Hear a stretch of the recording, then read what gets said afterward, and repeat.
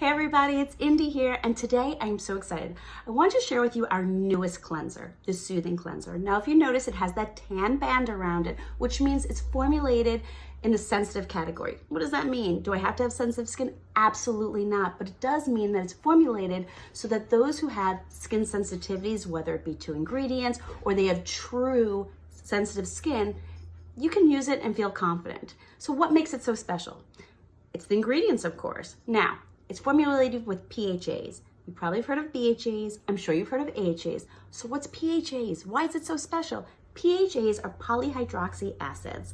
So what do? They're going to hydrate the skin, but they're going to also gently exfoliate that top level of dead skin. Now, most people with sensitive skin, they have a lot of surface dryness. We want to remove those dead skin cells, which is going to let the ingredients in the cleanser, as well as your serums and moisturizers, do the job that you intended it to do.